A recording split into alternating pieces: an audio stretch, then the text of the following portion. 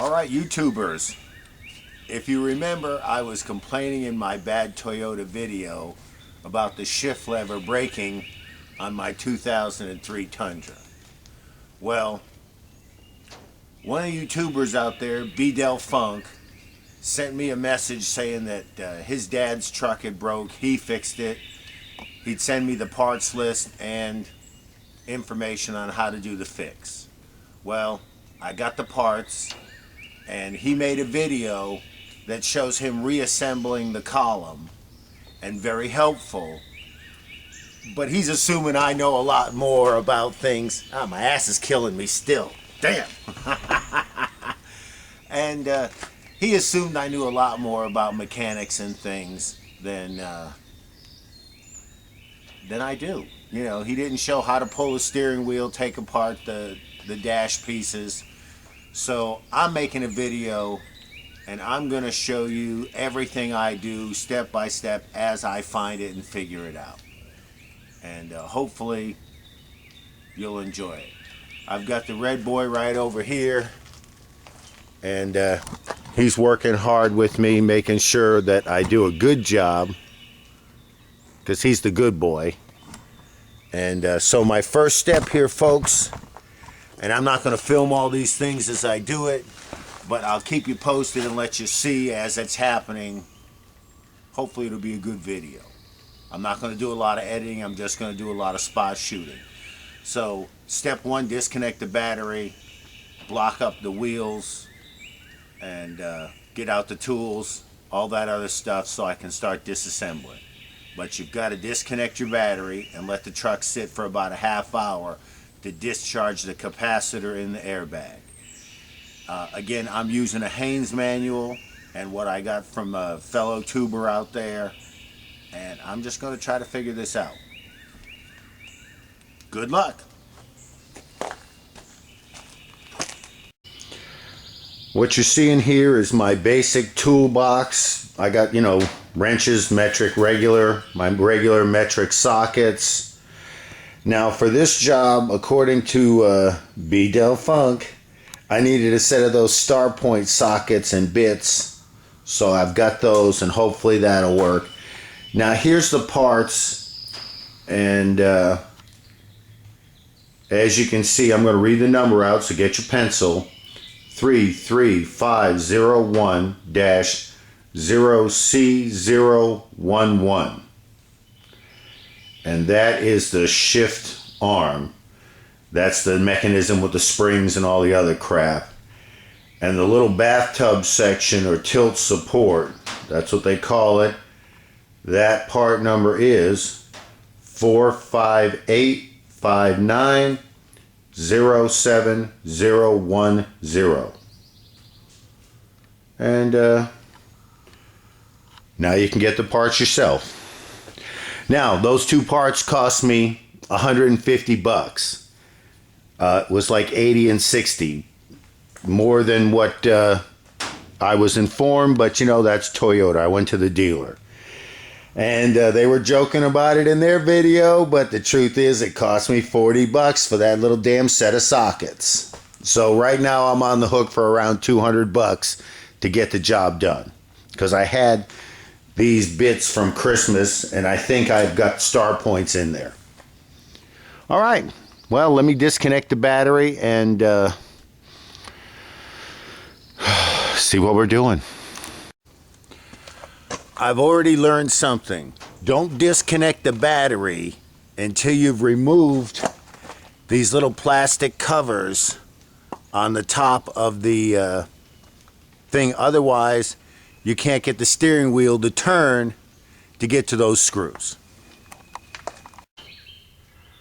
All right, first step I'm going to take off is this lower panel under the steering wheel, and it's got 4 screws in different spots to pop it off according to the Haynes manual, and that's all diagrammed and pictured in the book.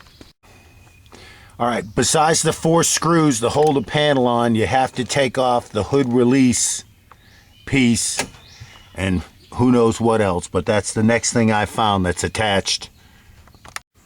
Okay, I got it free. besides the 4 screws, we're looking at the back of the panel, there appears to be some clips along the top edge that clip into the dash. And when I was pulling it off, this panel here also popped out. And I believe I can clip that back into place, but I'm not in any hurry. I've popped off the panels to the airbag on the side of the steering wheel, exposing these screws. And there's one on this side too in here. So now I can take those screws off, supposedly flip out the airbag, unplug it, set it carefully to the side. Well, as you can see, those little screws are star bits. So here we go for the new shit. Okay, I got the airbag off, and I removed the center nut from the steering column right here. And I have attached a steering wheel puller to get it off. The only thing I've noticed that wasn't like the book or fairly easy was the connection for the airbag. Instead of being a slide like the arrow said and pull it apart, you had to lift up on this yellow button and then it popped out. Well, I've got the steering wheel off and I've got all my little electrical connectors unplugged. That's really hard, figuring out whether they have the little push button thing or some kind of inside slide, or like in the case of the airbag one, the button lifts up instead of sliding. Don't try to force them, take your time. Another thing I did before I pulled off the steering wheel is I marked the nut and the relationship to the steering wheel. So that should all be the same. And as you can see, we're starting to get down there to it. And this is where the lever broke off, and I've got the new pieces for this and for the cast piece here where the corner is missing. And on this side, got the tilt wheel control, and there's a little tiny spring there I've got to remember. But so far so good. Everything's just bolting on, bolting off with a little bit of struggle. Alright, what we got here is, after the steering wheel got pulled off, this holds all the switches for your wipers, lights, that kind of stuff. There's 3 screws, 1, 2, 1 on the bottom, and this whole assembly just comes right off. Okay, so our next step is to disconnect the cable that goes to the transmission itself, and that I just put a screwdriver to it and pried it off. It's a pop-on, pop-off kind of fixture. And then there's 3 screws, which I've loosened already, that take this base plate off. And let me wiggle it out of the way. There we go. That's the broken one.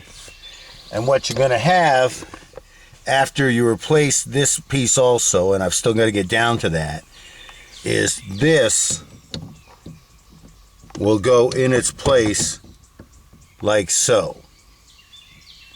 And you connect all the levers and doodads and things to it. Well, before we can get to that, I've got to take off these little bushings, got to be pried out, and for that I had to go to Lowe's and get a package of stainless steel 8/32 half-inch screws so I can thread them in and use a pry bar to pop them out like B. Del Funk showed me in his video. So, and there's one on each side. And then I'll disconnect the shaft down the bottom, and this whole assembly should come out, and then I can replace this boot. Okay, I've taken those screws that I just purchased and I've threaded them in on both sides to those little cylinder pieces. Okay. Now to get those out, according to B. Del Funk, what he said is you put the screw in, hook underneath it with a flat bar like that, and then tap down at the other end. And that's what I'm going to try to do.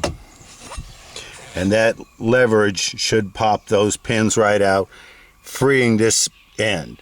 Then I've still got to unbolt the bottom end, and then it should come out. Okay, getting these little pins out here was a real bitch. When you're using the pry bar and hitting it with the hammer, like I showed you in the last setup, these things just don't gently back out. They just break free and come careening out. And as always, I smack my hand. Can't do a repair job without bashing your hand a little bit. Now the shaft is just going to lift right up and out of that bracket. The trick is to lift, where you see my thumb wiggling, lift that steering tilt lever, and that'll lift these locking levers, which lock onto those pins there at the bottom of the bracket. By lifting the lever, you lift those lock brackets, and then everything just pulls straight up out of the hole. At the bottom of the drive shaft, you're going to mark and unbolt this end. Now you see just the end of the shaft, the receptacle, female side, because I've already pulled the shaft.